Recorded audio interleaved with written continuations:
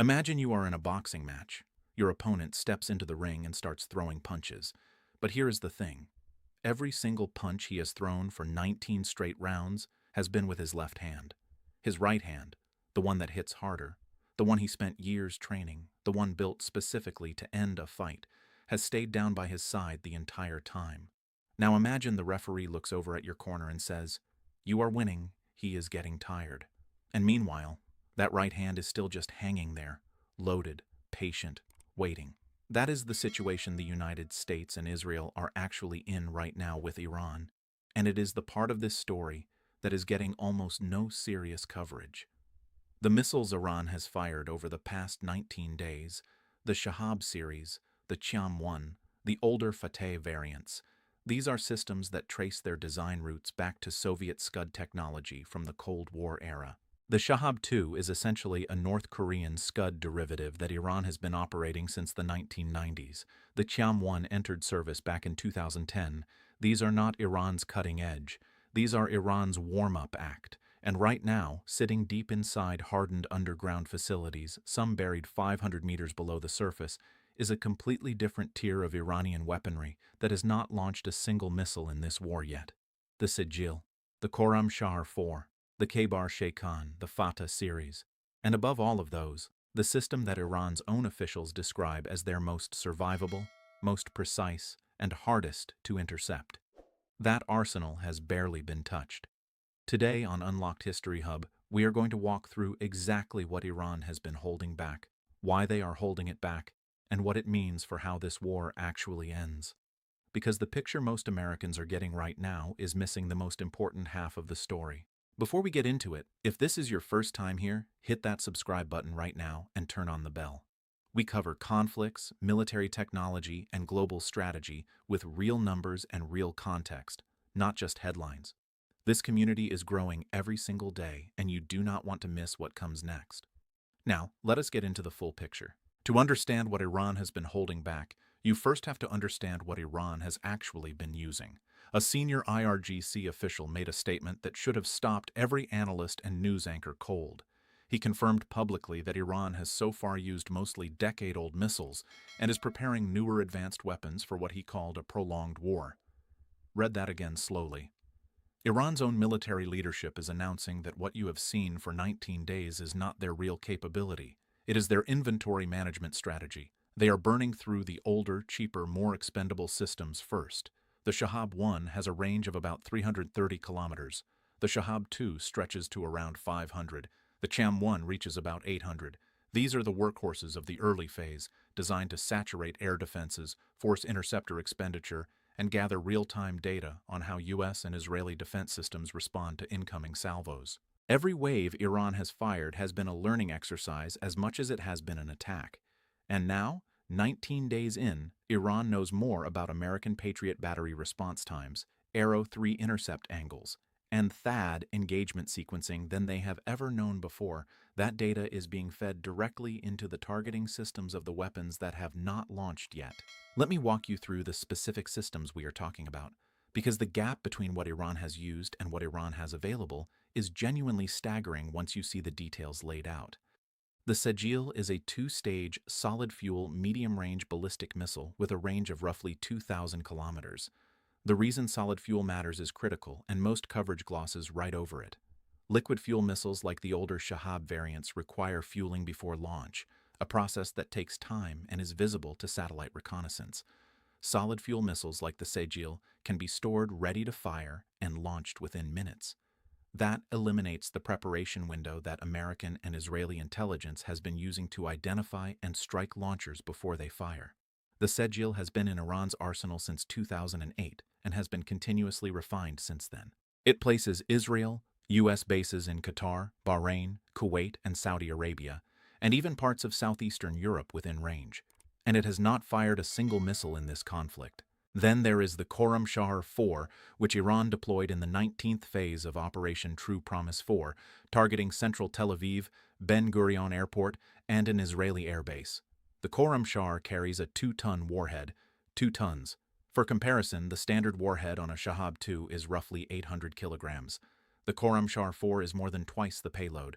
It travels at speeds exceeding Mach 16 during terminal descent according to Iranian state data, though independent analysts note those exact figures are disputed. What is not disputed is that Jane's Defense Weekly and the Center for Strategic and International Studies have both assessed it as one of the most capable weapons in Iran's current inventory. The 2,000-kilometer range puts not just the Gulf, but Romania, Bulgaria, and Greece within reach if fired from western Iran. And the payload capacity has drawn specific concern because analysts have noted that its warhead dimensions could be adapted for a nuclear device, should Iran ever choose to go in that direction. That is a completely separate and deeply serious conversation, but it underlines why this specific missile family has been kept in reserve. The Kheibar Shekan is perhaps the most operationally significant weapon in Iran's middle tier that has seen only limited use so far. Unveiled in 2022, it is a solid-fuel missile with a range of roughly 1,450 kilometers, and it was designed from the ground up with one specific problem in mind. How do you beat modern layered missile defense? The Kheibar Shekan uses a combination of a depressed trajectory, meaning it flies lower and faster than a standard ballistic arc, combined with terminal maneuvering to make the final approach harder to track and intercept. Defense analysts at the Institute for the Study of War have described it as genuinely more difficult to intercept than anything in Iran's older inventory, and the interceptor degradation curve matters enormously here. In the 12-day war of June 2025, just 12 days of fighting burned through more than one full year of U.S. THAAD interceptor production. We are now on day 19 of a more intense conflict, and the missiles that are hardest to stop have barely been used yet. Now let me talk about the Fattah series, because this is where the narrative gets both very interesting and appropriately complicated. Iran unveiled the Fattah 1 in June 2023 and described it as hypersonic. Western analysts pushed back on that characterization fairly hard. Researchers at the International Institute for Strategic Studies noted that the Fattah is more accurately described as a maneuverable re-entry vehicle system, rather than a true hypersonic glide weapon. What it does have is a second stage with aerodynamic controls and a maneuverable nozzle that allows it to adjust its course during the terminal phase of flight, the final moments before impact. That maneuverability is what makes it genuinely harder to intercept than older systems, regardless of the hypersonic label debate. And the Fattah 2, unveiled in November 2023, goes further. It uses a glide vehicle that can maneuver in pitch and yaw simultaneously, maintain extreme speeds during re-entry, and approach targets from angles that existing defense systems were simply not engineered to handle. The vice president of Rafael Advanced Defense Systems, the company that literally builds Israel's Iron Dome and Arrow interceptors, publicly stated after the 12-day war of 2025 that Iran's maneuvering warhead development had forced his company and the IDF to fundamentally rethink their entire interception approach. The man who runs the factory that makes the interceptors said publicly that the interceptors cannot reliably stop these systems. That is a statement worth sitting with. Now let me connect this to the global picture, because Iran's held-back arsenal does not just affect Israel and U.S. military bases. It affects every family in America paying higher energy prices right now. Here is where things stand economically as of today. Brent crude is trading above $109 per barrel, up from around $70 when this war started on February 28th. That is a 57% increase in 19 days. The International Energy Agency released 400 million barrels from strategic reserves to try to calm markets. That sounds like a lot until you realize that global daily consumption is roughly 105 million barrels. Those reserves cover 4 days of global demand. 4 days of cushion while the Strait of Hormuz, which carries 20% of the world's oil, remains effectively shut down, with over 150 tankers anchored outside waiting to see if it is safe to move. Iraq is sitting in the dark right now because Iran halted gas supplies after yesterday's South Pars strike, and Iraq relies on Iranian gas for between 30 and 40% of its electricity. Europe is looking at projected growth cuts and inflation increases. Japan is holding emergency energy security meetings calculating exactly how many days their strategic reserves last at current draw rates. South Korea, which runs on Gulf oil, is doing the same math. The economic disruption this conflict has already caused is described by the IEA as the worst energy crisis since the 1970s. And again, Iran's most capable weapons have barely been used. Here is the question that I think most coverage is dancing around without confronting directly. Why is Iran holding back? There are two possible explanations, and I think the honest answer involves both of them operating simultaneously. The first explanation is attrition strategy. Iran is deliberately using older, cheaper systems to force the US and Israel to burn through their expensive interceptors at the most unfavorable cost-exchange ratio possible. A Shahab 2 missile costs Iran roughly $500,000 to $800,000. A single Patriot PAC-3 interceptor costs between $3 and $4 million. A THAAD interceptor costs over $12 million.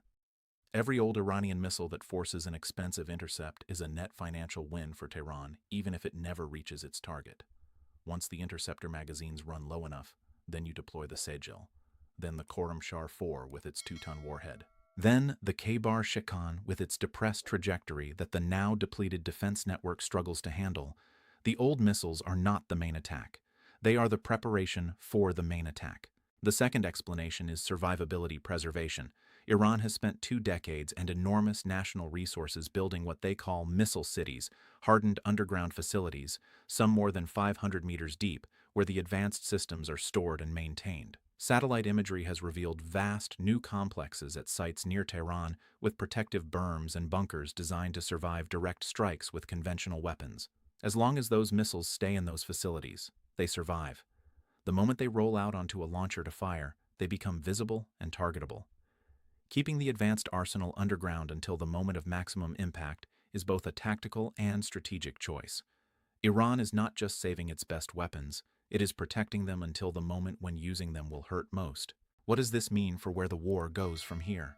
The 31st Marine Expeditionary Unit with 2,500 Marines is still en route to help secure the strait. U.S. air power has genuinely degraded Iran's launch capacity with over 300 missile launchers destroyed or damaged, according to CENTCOM. But here's the thing about those numbers. Iran had an estimated 3,000 or more missiles before this war started. Destroying launchers slows the launch rate, but it does not eliminate the capability. And the IRGC confirmed their kill chain, the command and targeting system that directs where and when to fire, remains intact. A military with an intact kill chain, a still substantial missile inventory weighted toward its most capable systems, and a documented strategy of deliberate attrition against American interceptor stocks is not a military that is almost finished. It is a military that is executing a plan, and that plan has not reached its most consequential phase yet. From where I sit looking at the full picture of this conflict, the most underappreciated danger is the assumption that the drop in daily Iranian launch rates means the threat is diminishing. The IRGC's own statement tells you that is exactly what they want you to think. Fewer launches does not mean fewer missiles. It means missiles being saved. The question that every American watching this should be asking is not whether Iran is losing. It is whether the missiles currently sitting 500 meters underground in hardened facilities throughout Iran represent a second chapter in this conflict that nobody in Washington has fully prepared the American public for. I want to hear what you think about this. Drop your thoughts in the comments below. Do you think Iran is genuinely running out of capability, or does this held-back arsenal change your read on how this ends? And when those advanced systems do launch in volume, are the depleted American and Israeli interceptor stocks ready to handle them? This is the most important military question of this moment, and the comments section on this channel consistently produces some of the sharpest thinking on it, so let us have that conversation. If this breakdown gave you something real and showed you what the headline coverage is missing, share this video with someone who needs the full picture. Most people are getting half the story. You just got the part that matters most. Share it, because this is too important to stay buried. We are Unlocked History Hub. Stay informed, stay sharp, and we will see you in the next one.